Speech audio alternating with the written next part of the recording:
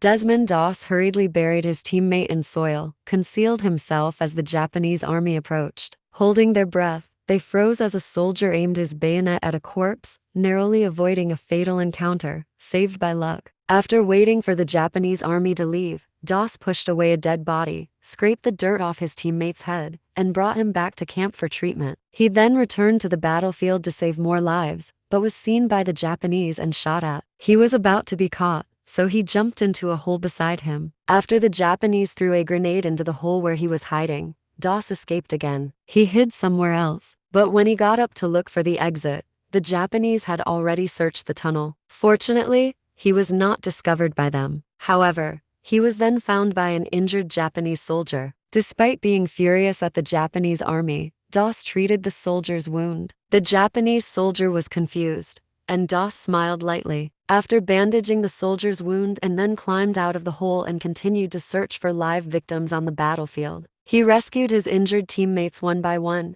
even though his hands were bloody from the hemp rope. He was exhausted, but he kept motivating himself with words. When the camp was already full of people, the chief was shocked by the scene in front of him. He asked who rescued the wounded, but the response was always the same. Doss was still on the battlefield, rescuing the wounded. After being discovered by the Japanese again, Doss picked up a rifle for the first time on the battlefield. He wrapped the rifle in a strip of cloth and used it as a tool to drag his injured comrade. They were chased by a group of Japanese soldiers, but Doss continued to run forward desperately. He soon reached the edge of the cliff and tied the hemp rope tightly to his comrade. He hugged Howell tightly and jumped off the cliff. The Japanese pursued closely. Comrades below intervened in time. After they reached the ground safely, all the comrades below looked at him in shock. They didn't know he was so thin, and they were amazed at how he had saved so many dying wounded in just one day. Captain Jack found Doss to apologize for underestimating him before, and soon the headquarters issued an order to retake Hacksaw Ridge. However, this time, the soldiers lined up and waited for Doss to pray for them before they began to climb towards the ridge. When everyone climbed up Hacksaw Ridge, they were surprised to find that there were no Japanese soldiers or their silhouettes there. Only corpses were lying on the battlefield, and the strong smell of blood filled the air. This made them uneasy, but they had no choice but to keep going. A corpse rose,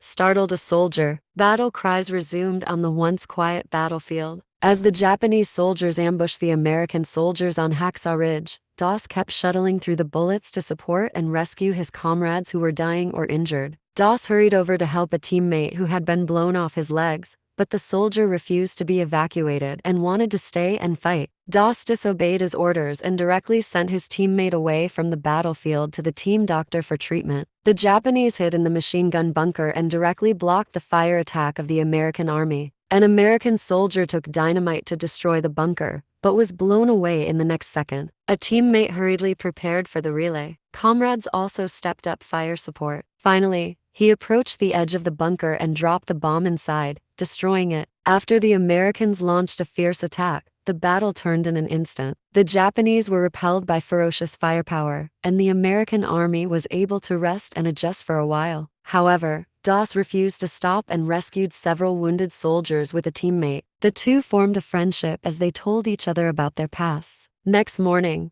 the Japanese in the cave suddenly swarmed out and attacked the American army, which was caught off guard. Hallow signaled the retreat, artillery support was called in, and the battlefield became a purgatory. Doss saw his best friend's dead body and questioned whether it was worth saving lives. Still, he walked into the flames of war to rescue the injured and send them back to the campsite. Doss's comrades knew that as long as he was still on the battlefield, they would be safe. They waited for the bombing to stop and attacked again, eventually beating the Japanese and forcing them to surrender. However, Doss was injured when he was hit by a grenade that he had tried to disarm. His comrades carried him back to the old campsite, where they returned his Bible to him. Doss's faith had not changed the war, but he had not let the war change him either.